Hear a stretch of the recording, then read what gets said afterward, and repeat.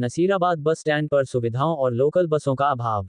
जनता बेहाल, जिम्मेदार बेखबर। नसीराबाद से प्रतिदिन हजारों यात्रियों की आवाजाही और लाखों रुपए की राजस्व आमदनी के बावजूद नसीराबाद बस स्टैंड की हालत दयनीय है। बुनियादी सुविधाओं के साथ साथ लोकल बस सेवा की भी भारी कमी ने आमजन की मुश्किलें और बढ़ा दी हैं। बुनियादी सुविधाओं के नाम पर टूटे फूटे प्लेटफॉर्म, जगह जगह गंदगी का अंबार, शौचालयों की बेहद खराब स्थिति, महिलाओं के लिए कोई अलग व्यवस्था नहीं, पीने के पानी की सुविधा न के बराबर, छांव और बैठने की पर्याप्त व्यवस्था नहीं, सूचना पटल व टाइम टेबल गायब या अव्यवस्थित। लोकल बसों की भारी कमी के चलते स्थानीय यात्रियों की सबसे बड़ी समस्या लोकल रूट पर बसों का अभाव है। आसपास के गांवों और कस्बों से नसीराबाद आने जाने के लिए पर्याप्त बसें नहीं चलती। स्कूल कॉलेज जाने वाले छात्र छात्राओं को भारी परेशानी का सामना करना पड़ता है।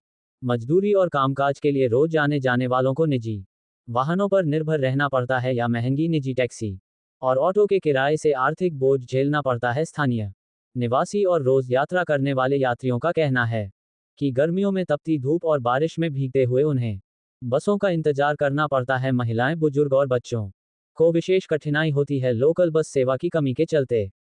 कई बार मजबूरी में ओवरलोड जीप और निजी वाहनों में सफर करना पड़ता है, जिससे हादसों का खतरा भी बढ़ जाता है। आमदनी तो लाखों में सुविधाएं और सेवाएं शून्य। बस स्टैंड से रोजाना सैकड़ों बसों का संचालन होता है तथा लगभग 3 लाख रुपए दुकानों व एटीएम से किराया आता है, जिससे रोडवेज और स्थानीय प्रशासन को लाखों रुपए की आमदनी होती है। फिर भी स्थिति में सुधार नहीं हो रहा। लोकल रूटों पर बसें न चलने से रोडवेज की साख भी गिर रही है। स्थानीय लोगों का कहना है कि प्रशासन और रोडवेज प्रबंधन द्वारा इस ओर कोई ठोस कदम नहीं उठाया गया है। कई बार शिकायतें दर्ज करवाई गईं, लेकिन नतीजा शून्य रहा। जनता की मांग है कि बस स्टैंड का शीघ्र पुनर्निर्माण और सौंदर्यीकरण करवाया जाए। स्वच्छ और सुरक्षित शौचालय की व्यवस्था, शुद्ध पेयजल, प्रतीक्षालय और सूचना पटल की सुविधा। लोकल रूटों पर नियमित और पर्याप्त बस सेवाएं शुरू की जाएं। महिला यात्रियों के लिए अलग सुविधा क्षेत्र स्थापित किया जाए। यदि समय रहते जिम्मेदार विभागों ने ध्यान नहीं दिया तो जनता को मजबूरन सड़क पर उतरकर आंदोलन करना पड़ सकता है।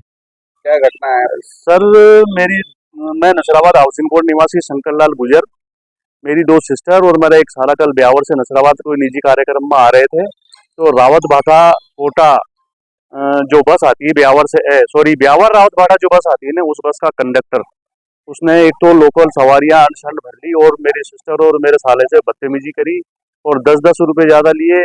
और खुले के नाम पे बोले 45 रुपये किराया, 50 रुपये लूंगा, 55 रुपये लूंगा, ये लूंगा, अगर आपको चलना है तो चलो, नीचे नीचे उतार दो।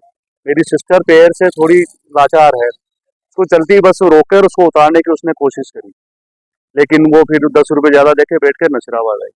तो कृपया इस व्यवस्था को सुधारें। ब्यावर रावत भाटा बस के कंडक्टर की ये घटना है 26/5/2025 की।